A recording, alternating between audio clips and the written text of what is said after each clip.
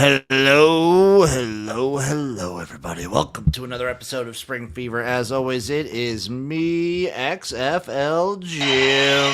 Ladies and gentlemen, this is the XFL. Joined, of course, by the illustrious man himself, the incomparable, the immeasurable, the innumerable, the incredible Eric, a.k.a. Uncle fucking Rico.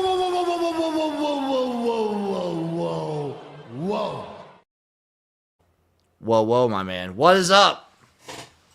Nothing, man. I'm being tripped out by this new fucking StreamYard fucking thing. Just fucking. Yeah, so we're using StreamYard. They have the out, dude.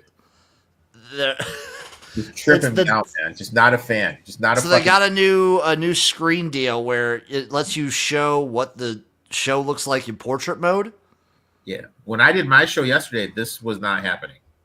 Oh, when I did mine yesterday with Chase, we did a surprise gymnasium. You guys should go check it out. It started up, like, yesterday was the first time that I saw it. They're calling it Mars editing. But I mean, like, when I did mine, it just had the one screen, like the normal, instead of like these two split screens. Diaz, you're from US? Eric, you from US? I'm from the United States, yes. We are from USA, Estados Unidos, the states, the great states, the Midwest to be specific. Well, I mean, you're from Nebraska. I'm not sure if that counts. But Hey, Eric. There's parts of Nebraska that are really pretty. yeah, I've never been there. I'll have to take your word for it. Damn right. So, of course, the main focus, the main talk of this episode will be the illustrious 112th Grey Cup. Congratulations to the Saskatchewan Roughriders for winning, for, like, fixing the... you could call it... Okay, when do you call it a drought? When do you call it a championship? When do you call it a drought? How long does it have to be? A drought? Jesus. I'd say 10 years. It's been 12. 2013 was the last time the Saskatchewan Roughriders won a Grey Cup. Congrats to Diaz in the chat, dude. Champ. Hell yeah! Where are you from in little Saskatchewan? Or you just root for him? So Eric, I want you before we'll talk Grey Cup, we'll talk CFL season, and don't worry, folks, we will talk a little UFL, who just opened their store today. We'll do a little Black Friday Christmas shopping. But Eric, do you know who has the longest drought from a Grey Cup? Longest drought. The Red Blacks. No, they won one in 2016. BC? 2011. No, BC is second. There's one team that is not won a Grey Cup. Edmonton. No, Edmonton was 2015. Like, people forget, like, before, like, 2018, before, like, COVID, the Elks, back then the Eskimos, were one of the best teams. It's not Hamilton. It is the Hamilton Tiger Cats. The Hamilton Tiger Cats have not... So here's everyone's... I'll just run through them real quick for you, Eric. So the Saskatchewan Roughriders, now 2024. Before that, it was 2013. The Toronto Argonauts won last year, 2024. Montreal Alouettes won 2023. The Argonauts also won 2022. The Bombers won 2021. And then after that, it is the Calgary Stampeders in 2018, the Ottawa Redblacks in 2016, the Edmonton Elks in 2015, the BC Lions in 2011, and the Hamilton Tiger Cats in 1999. Okay. It's been almost they're almost at the 30-year mark. They're at the 26-year mark. Right, really? 99 was the last time they won a championship. Wow. Were you even born in 99? Yes, Eric, I was 5 years old. Jesus, you're so fucking young, dude. 99 for a 9-team league. That is awful, dude. It is absolutely awful. Have they ever made it to the fucking finals? Oh, 2021. It was in Hamilton, and they were so close to winning. That was brutal. I felt so bad for Ticats fans then. Diaz, Trevor Harris is staying on the Riders. Hey, shout out Trevor Harris, the Grey Cup MVP, the man, the myth, the legend. He's 39, so I hope he sticks around. I hope he's got a couple more years in him. It's always hard to tell when you get to that age. And you finally win. Yeah, does he want to go on top? I think obviously. So knowing a guy like Trevor Harris, he's gonna be one of those guys that plays until he can't. So I think he sticks around maybe a year or two more. Saskatchewan has the opportunity to have guys behind him. You want to see a little bit. You want to maybe get some backups, get some young blood in there. It's nice that they got old Tommy touchdowns there, Tommy Stevens. Tommy Stevens is my favorite short yardage quarterback in the CFL. It's not Shea. I shouldn't be the league, Patterson. Number 2. Speaking of which, though, you remember what I said on Spring Fever last week, Eric? Maybe sprinkle a little bit on Shea Patterson first touchdown. Got the first touchdown. What about sprinkling a little bit on him fumbling at the goal line? To actually him fumbling the game away and losing Montreal when they had all the momentum. Did you do any on that, dude? I did not. That was brutal for us Shea Patterson believers. That hurt.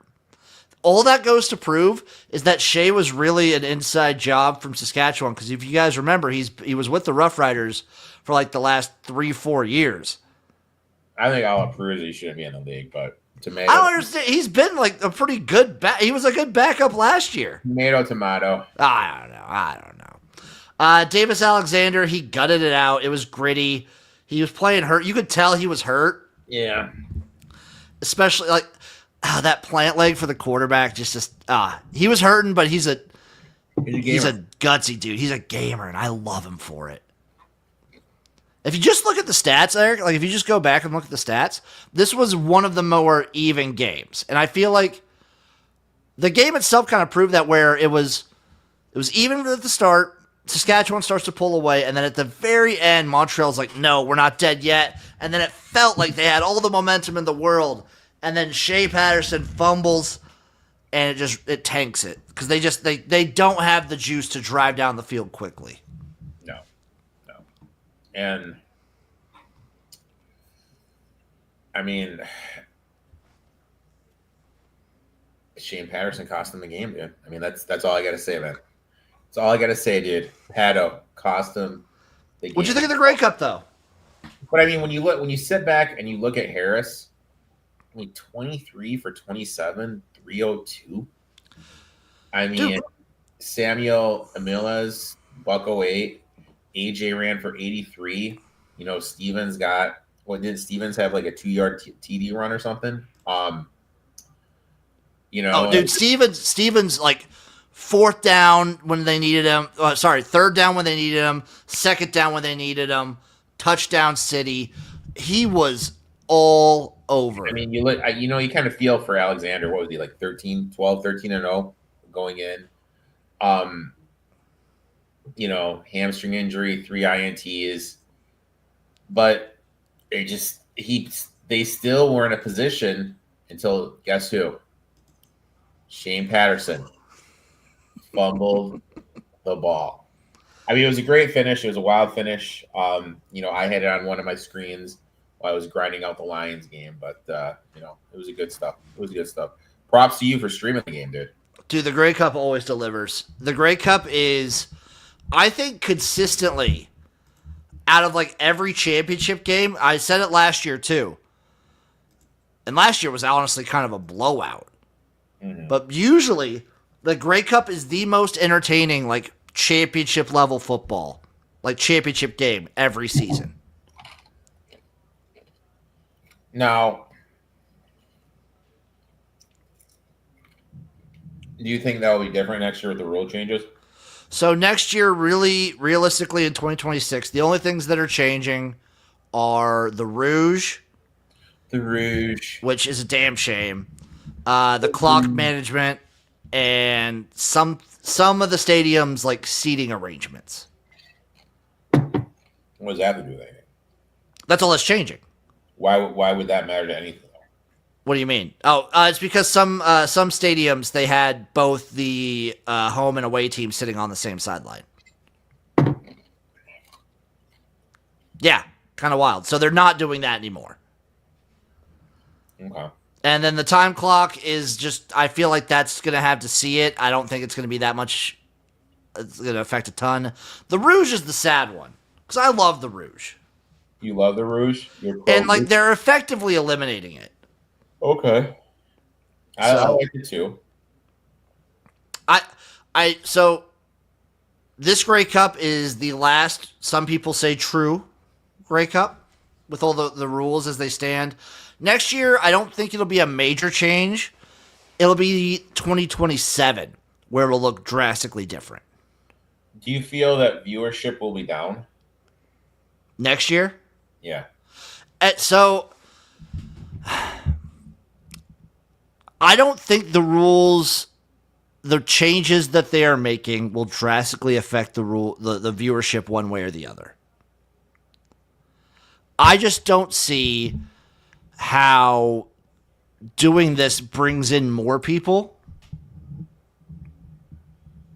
And as someone who's a little bit like on the sidelines or not as like deep in the trenches, Eric, can you answer a question for me?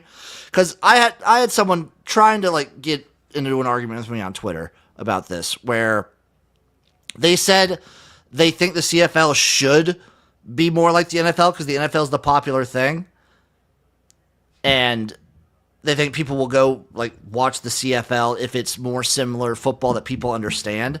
My whole thing it would be is if the CFL like kind of pushes itself to be more and more similar to the NFL, and where it eventually just becomes like a copy of the NFL with some maybe minor different rule changes.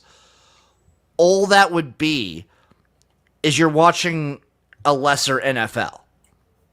Yeah, I agree with you. I agree with what you're saying. Baba Siggy says, I do like that they won't get a Rouge point for a missed field goal. That one game this year to win a game on a missed field goal. Yeah, that shouldn't happen. I agree with that. If that was all they did, that would be fine. But the fact that they are effectively eliminating it for everything besides specific punts kind of bugs me. How'd you win the game on a missed field goal? Hey. Well, it's not just hey, you can miss the field goal, but if it doesn't leave the end zone, like the guy can return it. If he gets out of the end zone, you don't win. Okay. Right. Think about that, Buster. Okay.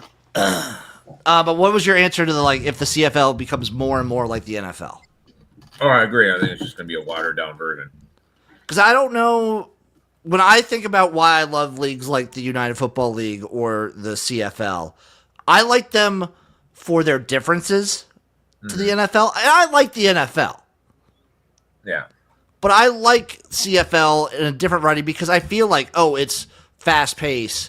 The quirky rules that are just like, this is what football was in the like 1800s and early 1900s. And the fact that they really haven't changed a ton of the rules since then, I like. I mean, I think with the CFL has to be different than the NFL. I think they're trying to make it, like you said, a little too much like it. And I think that's going to be a mistake in the long run. I agree. Maybe in the short term you get people invested, but I feel like if you're trying to like put yourself in the same category as the NFL, you're just going to be an NFL with worse talent. Mm-hmm. And do you even have a feeder system in the NFL? I never understand. The NFL will never go for a feeder system like that. Mm-hmm. Because they don't need to. Yeah. So if you're playing that angle, I think that's just very foolish. Now, let's celebrate the leaders, the statistical leaders of the season, Eric. I'm just going to list you off number one for every stat that they have on the CFL website. By the way, We're getting a new CFL website and stats and everything next season. Okay. They will be having a new website. Thank God. Okay, that's good. That's good. Number one in passing yards, Bo Levi Mitchell, 5,296 passing yards. Impressive. Interestingly enough, he also leads in passing touchdowns with 36. Impressive. Rushing yards, Calgary's Dedrick Mills, 1,409. Okay. AJ Ouellette, though, right there, 12-22. Right behind him. Rushing touchdowns. Now, rushing touchdowns is always funny because you get the short yardage quarterbacks. Because it's Dustin Crum. Jesus. In Ottawa, 11. But he's tied. It's a three-way tie. It's Dustin Crum, Dedrick Mills, James Butler. Okay. And then it's Nathan Rourke, Justin Rankin, Chris Strevler, AJ Ouellette. Okay. Receiving yards, Keon Hatcher. What a great season. BC. Kenny Lawler, too, for Hamilton. Don't. What a fucking season for Kenny Lawler. Speaking of which, receiving touchdowns, Kenny Lawler, 14. The next closest has 9. He was a baller. He was a baller all year. Was he a baller? Was he a shot caller? Baller. I don't care about receptions or targets. Eric, the CFL season is done. We are finished. Uh-huh. It was long. At some points, you could argue arduous. But the season is done. The Grey Cup capped off. What a fantastic season. I do have to say negative on the Grey Cup in my viewing experience. Uh-huh. So here in the States, we have to watch on CBS Sports Network, which they get their feed from TSN. I don't know how close you were paying attention, Eric. Did you see how many blackouts and cuts there were during this game? No. There were so many. It was like amateur hour on the broadcast. Only during the game. Commercials obviously fine. Halftime show was fine. Pregame show fine. Postgame show fine. Okay. Why was that though? Is that no idea? TSA or is that CBS Sports? Well, CBS Sports just uses TSN, and I was looking at the CFL subreddit, and they were having trouble. Okay. So it was TSN's broadcast. And there was, like, specific moments, like right before Shea Patterson fumbles, like maybe 10 seconds before he fumbles, blackout. Is that a conspiracy? I just think TSN is, like, not very good at their job sometimes. Okay. But I feel like for your championship level game and for a broadcast network that like prides itself on Canada and like the Canadian people and experiencing their game, I feel like that's kind of Bush League. And disrespectful, honestly. I can see where you're coming from. Any other parting takes on the CFL, Eric? No. I got nothing. All right. Moving on to the UFL, baby, because they opened up a shop today. The UFL store is live. What's the site here? I'll share my screen. We'll do a little screen sharing. We'll shop the official UFL. Right here. Looks the same to me, bud. It's the new one. They got the aviators in here. I will say this, it looks little sparse, but remember, it was sparse before. Record. Oh, Bob is right. They are moving up the CFL season next year. I don't know if we have exact dates, but I do believe I heard that they are moving it up to try and get it over with before, like, deep into NFL. I really don't know why, particularly. I don't think they're trying to. I think they're trying as best they can to avoid hockey season, but I don't know. That's the CFL for you. Boy, I'll tell you what, Jim. Nothing screams getting people to buy your gear like having a $55 long sleeve T-shirt. What about a $70 crew neck? $60 sandals. Yeah, Eric. This is exactly. They really didn't change the prices from last year. There's fucking Mikey Mike trying to make some money. But this is what they were last year too.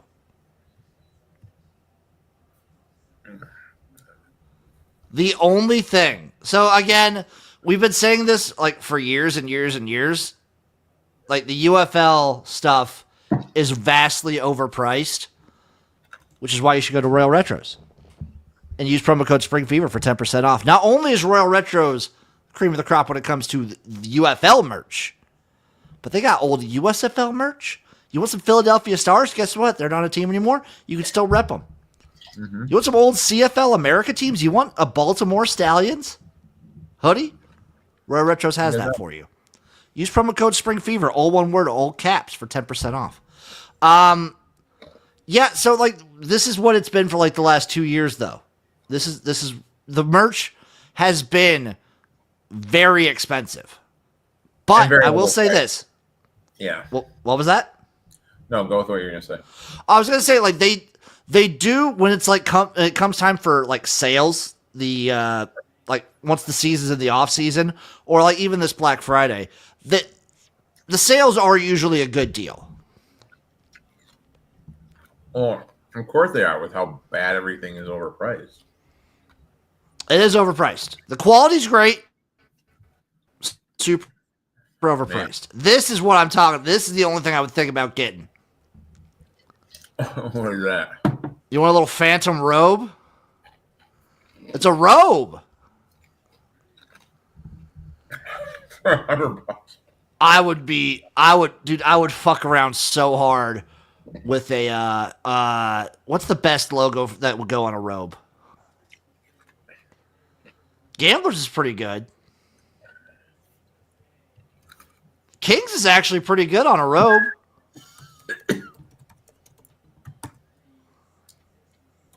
How can you become a robe model? All right, so I fuck with that. Even at $100, I fuck with that. Hold on. I'm on Fanatics right now. Okay. I'm looking at Detroit Lions robes. Oh yeah, they're like $60-$70, right? 42. Yeah. 42. Yeah. More than double, Jim. Yeah, it's pretty wild. It's pretty wild how much the merch is. Than double. Store's been pretty bad for a minute.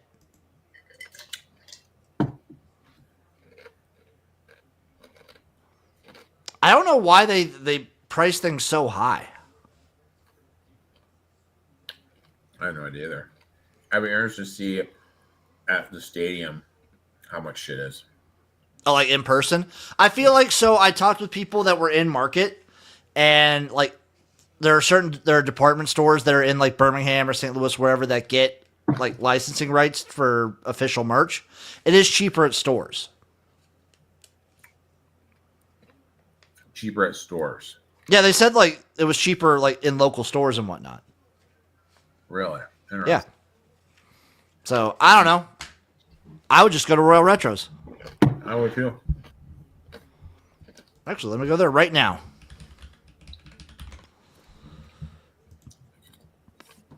Let's see. Royal Retros. Let's just do UFL, whatever. Let's look at the... They don't have the new teams yet. I will say that. But let's say Arlington Renegades right here. You get an Arlington Renegades... Oh. Pair of shorts?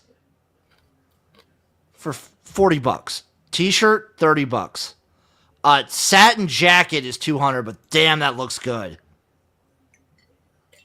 10% off. Oh my god, dude! It's a bomber jacket. Look at that, dude. Oh my god, that's hot. Yeah, this shit's way more. Oh, long sleeve shirt, $35. Yep. It's embarrassing, man. They've been that way for a while. That's the UFL for you. Their store's always been bad. It is embarrassing, Jim. I don't feel like it's any more embarrassing than it has been. I don't know why it's always been so expensive. I don't know why they insist on doing it. The prices are crazy. The quality is up there. Like, I will say the quality is fantastic. I've gotten a couple things. Price is crazy. Absolutely crazy.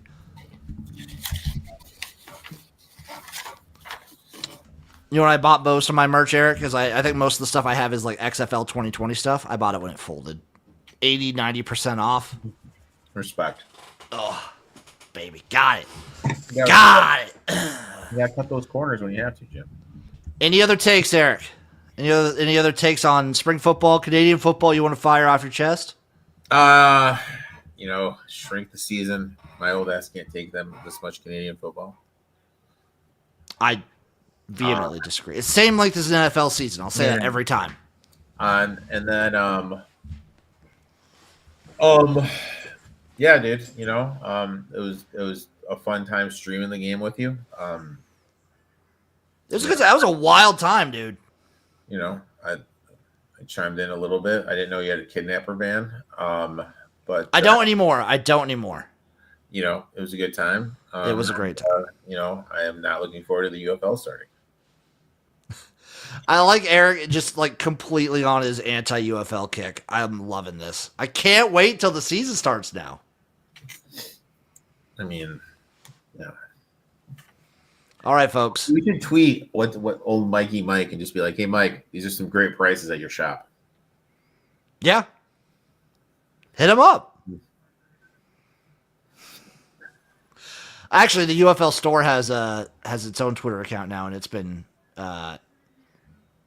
tweeting at people too. It's been responding. It's been responding. Oh my god. It's very professional. It's very professional. Very professional. Jesus. I would say so.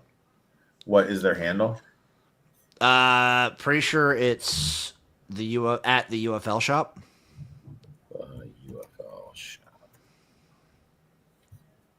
It's been tweeting at people. Let's see some of these tweets, dude. Oh, and you follow him, Jimmy? Of course I follow him. Of course I follow him.